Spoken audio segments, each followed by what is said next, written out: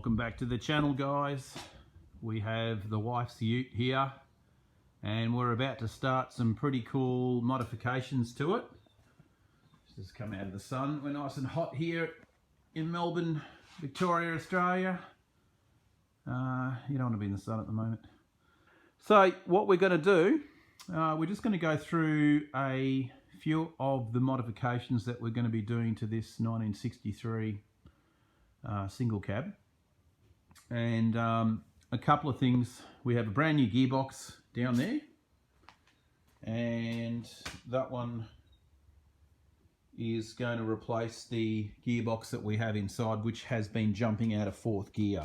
So the fourth synchro is kaput, and yeah, you basically, when you're driving it, you got to keep your hand on the shifter in fourth and hold it there so it doesn't jump out.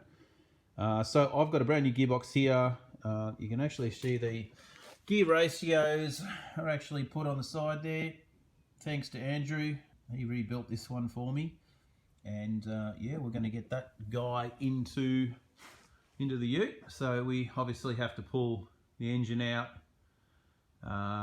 The rear bumper has to come off, engine's got to come out, wheels, and the gearbox. And yeah, it's a bit of work. It's a bit of work to pull it out.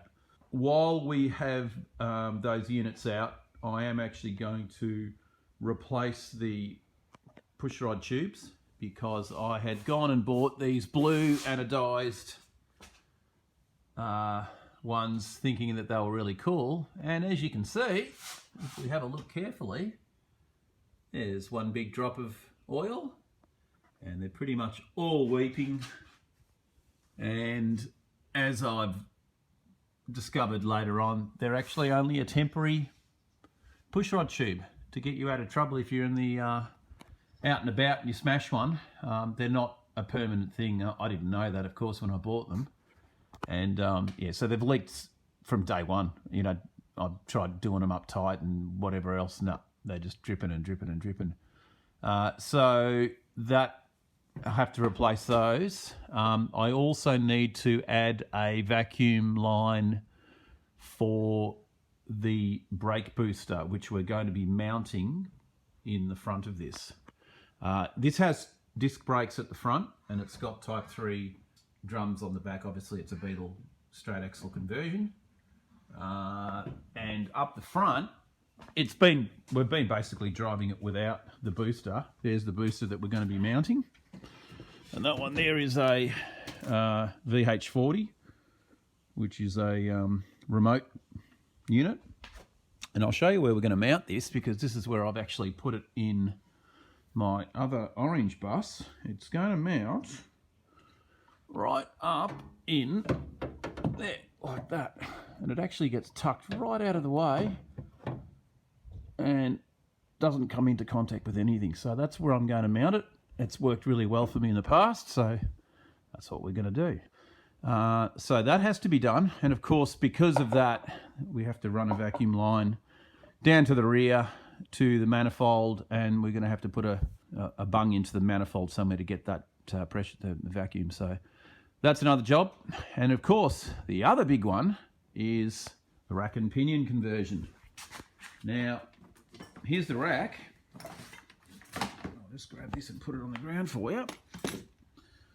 And there is the rack. That's out of a Daewoo Lanos, I think like a 97 model, and it's a manual rack. I do also have a power steering version. Now, either will work. I'm going to go just with the manual one to start with and just see how we go. It does have a unit joint connector on it too. I think that's just actually sitting in there. And obviously this is a center section where your tie rods come off out of the center. Now the idea is, when you're doing this conversion, it's got this location here has to basically marry up with this location here. Otherwise you'll get a bump steer and all kinds of crazy stuff happening. So we're going to mount that rack off the beam, and then of course from there we have to add a uni joint shaft which is going to run through to the front. And then where the stock steering box is now, that's where we're going to be putting a T3 bevel box. And the bevel box looks like this guy right here. I've got two of them up here. So there's our little bevel box. And that is going to be mounted up in a position like so. Somewhere like that. And then we're going to take the stock. We're not going to butcher or chop this steering box at all. We're going to leave that as is, so I can always return it back to original if I want to. I do have another shaft, which is that over on the wall over there, an internal shaft and an external column to replace it with, so that we still run everything inside the same. So that's what we got planned for this single cab ute. So there's a fair bit of work over the next few weeks. I really want to try and get this thing smashed out as quickly as I can, because I've got a fishing kayak and one of these Hobie Pro Anglers, and I want to put that into the back of it so I don't have to use roof racks. Yeah, there's a bit of work. I think what we're going to start first is just getting the gearbox done. So that means engine out and gearbox out and dealing with stinky diff oil, which I absolutely hate. And you guys know, if you ever get that stuff on your clothes, good luck. You never get rid of the smell. So I might even just do it naked. I don't know. It probably wouldn't go down too well on YouTube, but yeah, just be good not to have to go near clothing with it. Anyway, guys, so that's really just an update of what we're going to be doing to this single cab. I'm just trying to think if there's any other mods we're going to do. Probably get rid of these flappers. These things, you know, they've been on there. There's, you know, in Australia, the cops don't like them over here. They can defect you for them and give you a canary. They do wear, and some people say they don't, but I have seen it. They'll wear a little line behind on your rubber here, and they can start to cut into your sidewall, obviously over a long time. And I'm just having a look at this one. Yeah, you can see a little bit of a line just there. So you know, these haven't been on very long at all. But I just want to get rid of them, and I'm going to go back with the tyre sticker, which I've got an excess piece of it up here, I think. Tyresticker.com, I think. Here we go. So this stuff here is it's a rubber. It comes with the backing on it, and comes with a special super gluey kind of stuff that it vulcanizes to the rubber, and you can order it in whatever thickness you want. And as you can see there, this is actually slightly thicker than the flapper, but it basically glues to the rubber of your tire, and it will not come off. Like it is. I've got it on the orange bus. It's been on there for a couple of years now, and it's perfect. And you've got to clean the rubber really well with acetone, and then you apply this special glue behind it. Pop them on, and they just look so much better. These flappers, yeah, look how old that one's gotten already, and I think the front ones are just not seating properly. They stick out. You can see that they're not really hanging too well. Yeah. Anyway, so that's another thing. We'll remove these flappers, and then one more mod. You can actually look up there. You can see a bit of a wear mark. So every now and again, I think if we hit a really big bump, we are hitting the tyre just on this little patch right here. And it is on both sides of the vehicle, because I had a look on this side, and there it is there as well. So we might do something about that. I don't know yet. I definitely don't want to go crazy and tub it, but I might just mod this little area here and just raise it up, just, you know, even if it's like half an inch or something. I think that might be enough. Yeah, so we'll have a little crack at that too, just to get a bit more clearance. And yeah, a couple of other little things, but yeah, I think that's what we'll do for now. So that's just a quick update on the 1963 single cab. So I might get cracking right now, and we'll start getting the rear bumper, get the rear valance off, start disassembling all the cables and whatnot to get this engine out. So yeah, stay tuned.